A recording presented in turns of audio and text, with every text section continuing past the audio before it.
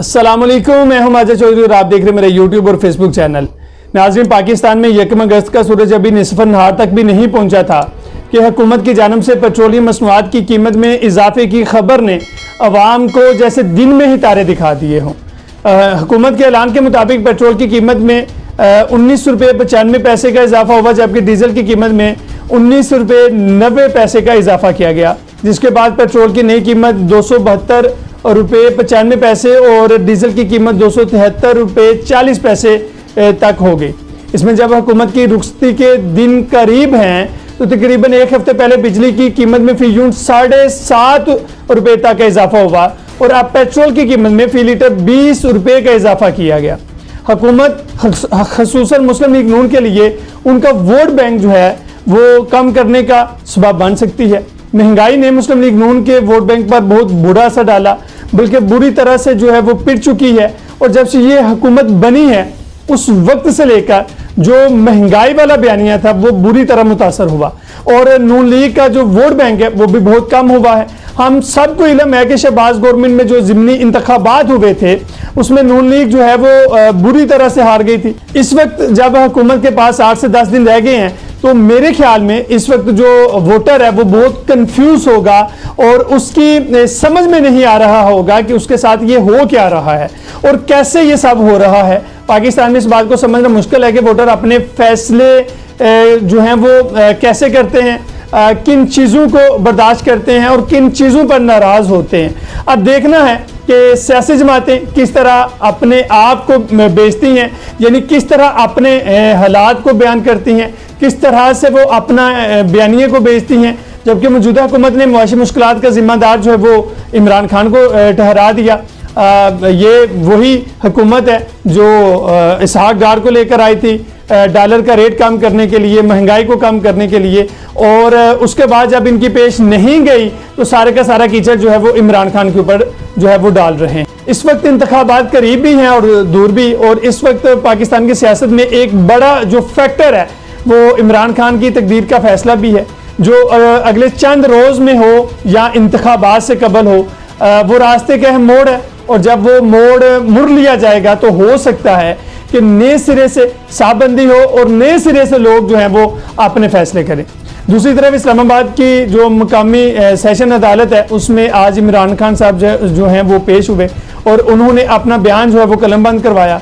साबिक वज़ीर-ए-आज़म इमरान खान के खिलाफ तोशाखाना फौजदारी केस की समाअत के दौरान इमरान खान ने अपना बयान रिकॉर्ड करवाया और दौरान समाअत डिस्ट्रिक्ट एंड सेशंस जज हुमायूं दिलावर ने चेयरमैन तहरीक इंसाफ से इस्तफसार किया कि आपने शिकायत करिंदा यानी कि इलेक्शन कमीशन के इल्ज़ामात पढ़े हैं। उस पर इमरान खान ने अदालत को आगाह किया कि उन्होंने इल्ज़ामात नहीं सुने क्योंकि उनकी मौजूदगी में ये बयान रिकॉर्ड नहीं हुए थे। उनका मजीद कहना था कि इस केस में जो फर्द जुर्म है भी उनकी मौजूदगी में जो है वो आयद नहीं की गई और ना ही उन्हें फर्द जुर्म जो है वो पढ़कर सुनाई गई है। साबिक वज़ीर-ए-आज़म का ये कहना था कि जो सेशंस अदालत ने उनका नुमाइंदा मुकर्रर करके गवाहान के बयान रिकॉर्ड करवाए, इस बात से किता नज़र कि उन्होंने अपना जो नुमाइंदा है वो मुकर्रर करने की कोई दरख्वास्त अदालत में जमा नहीं करवाई थी, जबकि उनके वकला ने सेशंस अदालत की जानिब से नुमाइंदा मुकर्रर करने की मुखालफत भी की थी।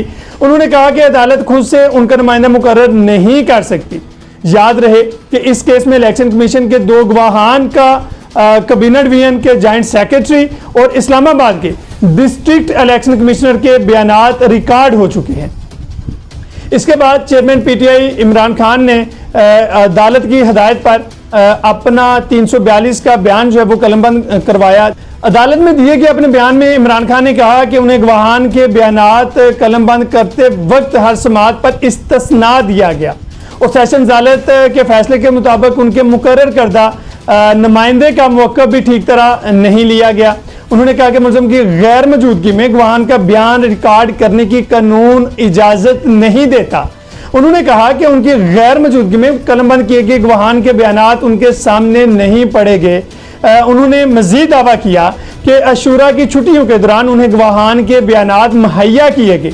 इमरान खान ने कहा कि इलेक्शन कमीशन ने शिकायत दायर करने के लिए किसी को नामजद नहीं किया और इलेक्शन कमीशन की जानिब से दायर शिकायत 120 दिनों के बाद दायर की गई।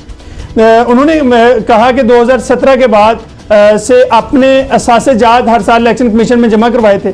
इमरान खान ने कहा कि स्पीकर कौमी असम्बली ने उनके खिलाफ जो रेफरेंस इलेक्शन कमीशन को भेजा वो बदनीति पर मबनी था। इमरान खान ने कहा कि 2017-18 और 2018-19 के रेफरेंस का असासा-जात का जिक्र किया गया, जबकि इलेक्शन कमीशन इसके बाद अगले बरसों के भी असासा-जात तक रसाई हासिल की, जो PDM की हुकूमत की बदनीति जाहिर करती है। इमरान खान ने कहा कि 2018-19 में जवाब दायर नहीं किया गया कि 58 मिलियन रुपए निजी बैंक में जमा करवाएं।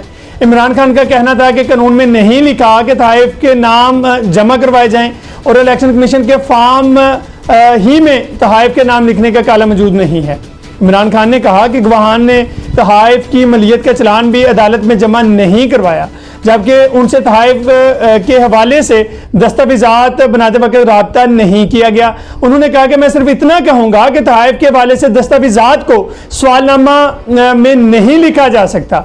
उन्होंने ये इतराज़ भी किया कि तहफ़ के हवाले से जो दस्तावेज़ात मुहैया करने वाला शख्स भी बतौर गवाह अदालत में पेश नहीं हुआ। तहफ़ के हवाले से दस्तावेज़ात की ना तो तस्दीक की गई और ना शहादत ली गई। इमरान खान ने कहा कि तोशाखाना केस में बैंक रिकॉर्ड काबिल कबूल शहादत नहीं। उन्होंने कहा कि इस्तगासा के गवाह ने कहा कि ये कंप्यूटर जनरेटेड दस्तावेज़ात हैं। साबिक वज़ीर आज़म ने अपने बयान में कहा कि इलेक्शन कमीशन ने फैसला जारी करने से कबल उनसे कभी निजी बैंक का रिकॉर्ड तलब किया ही नहीं। इमरान खान ने कहा कि निजी बैंक के हवाले से रिकॉर्ड बनाने वाला फर्द बतौर गवाह अदालत में पेश नहीं किया गया। उन्होंने कहा कि बैंक स्टेटमेंट का रिकॉर्ड उनकी गैर मौजूदगी में इलेक्शन कमीशन ने तलब किया, जबकि स्टेट बैंक का रिकॉर्ड लेने और जमा करवाने वाला फर्द बतौर गवाह पेश नहीं हुआ।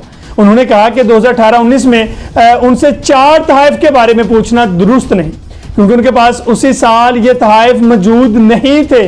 उन्होंने कहा कि शिकायत कनिंदा के पास कोई शिकायत कनिंदा कोई सबूत पेश नहीं कर सका।